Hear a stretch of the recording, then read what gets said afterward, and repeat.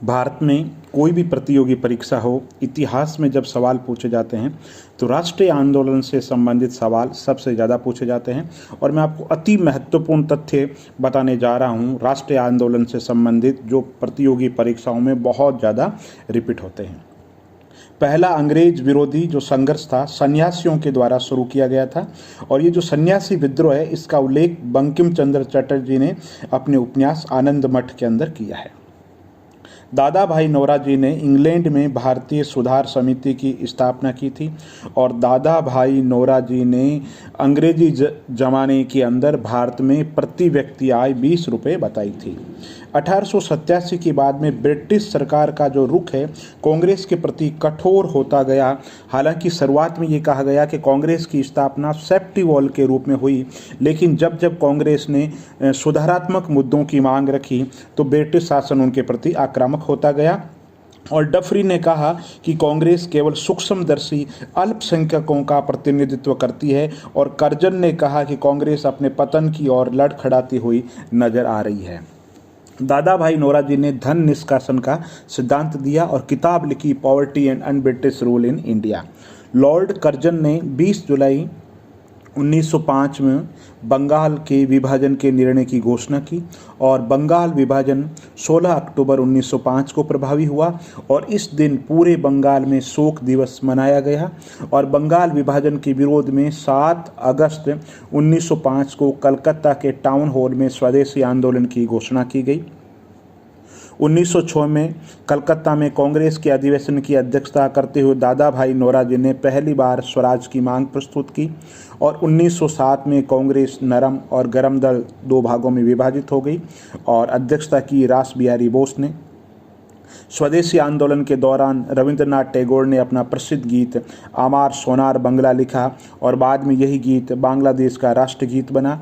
बाल गंगाधर तिलक पहले ऐसे कांग्रेसी नेता थे जिन्होंने देश के लिए कई बार जेल की यात्राएं की, और प्लेग की ज्यादतियों से प्रभावित होकर पूना के चापेकर बंधुओं दामोदर एवं बालकृष्ण चापेकर ने प्लेग अधिकारी रैंड और आमरहस्ट की हत्या कर दी थी। बंगाल में क्रांतिकारी विचारधारा को वारेंद्र कुमार घोष और भूपेंद्र नाथ दत्त ने फैलाया था, और 1906 में इन दोनों ने मिलकर के युगांतर नामक समाचार पत्र का प्रकाशन किया था। और बंगाल में ही पी मित्रा ने अनुशीलन समिति का गठन किया था, जिसका उद्देश्य था खून का बदला खून, और अनुशीलन समिति की 500 से अधिक शाखाएं खोली गई, और अनुशीलन समिति के हेमचंद्र को रूसी क्रांतिकारियों से बम बनाने की कला सीखने के लिए रूस भेजा गया था। महाराष्ट्र में विनायक दामोदर सावरकर ने 1904 में अभिनव भारत नामक संस्था की स्थापना की थी, और अभिनव भारत संगठन के सदस्य पीएन बापट बम बनाने की कला सीखने के लिए पेरिस गए थे। महाराष्ट्र में क्रांतिकारी आंदोलन को उभारने का श्रेय तिलक के पत्र केसरी को जाता है, और आपको बता दूं तिलक महोदय ने केसरी और जो मराठा है अखबार उनका संचालन किया था। मराठा अंग्रेजी भाषा में था और केसरी मराठी भाषा के अंदर था। तिलक ने 1893 में गणपति और 1895 में शिवाजी महोत्सव बनाना शुरू किया था, और महाराष्ट्र के महत्वपूर्ण क्रांतिकारी पत्र काल का संपादन परांजपे ने किया था। प्रफुल्ल चाकी और खुदीराम बोस ने 30 अप्रैल 1908 में मुजफ्फर के जज किंग्सफोर्ड की हत्या का प्रयास किया था। चाकी ने आत्महत्या कर ली, और खुदीराम बोस 15 वर्ष की अवस्था में 11 अगस्त 1908 को ब्रिटिश सरकार के द्वारा उनको फांसी की सजा दी गई।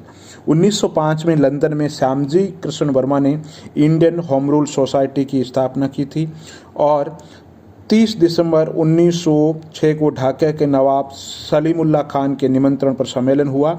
नवाब वक्कारुल मुल्क इसके प्रथम अध्यक्ष थे, और इसी सम्मेलन में अखिल भारतीय जो मुस्लिम लीग है उसका उदय हुआ, और लीग का संविधान 1907 में कराची में बना, और इसका प्रथम जो अधिवेशन 1908 में अमृतसर में हुआ, जहाँ आगा खां को इसका प्रथम अध्यक्ष बनाया गया।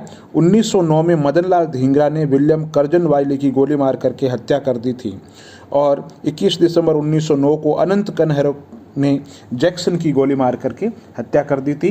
वाइसराय लॉर्ड हॉर्डिंग्स ने 1911 में दिल्ली में भव्य दरबार बुलाया, और इंग्लैंड के सम्राट जॉर्ज पंचम और मेरी का इसमें स्वागत हुआ था।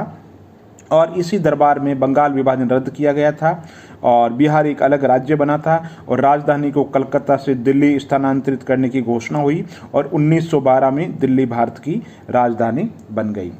कामाघाटा मारू जो जहाज था, बाबा गुरदत्त सिंह, बहुत ज़्यादा सवाल पूछा जाता प्रतियोगी परीक्षाओं में ये, जो 1914 में किराए पर लिया और ये जलयान 351 यात्रियों के साथ में 1914 को हुगली पहुंचा और बजबज नामक बंदरगाह पर जहाज पहुंचने पर तलाशी हुआ, संघर्ष हुआ और 18 यात्री मार दिए गए और लगभग 25 जो यात्री है वो घायल हुए।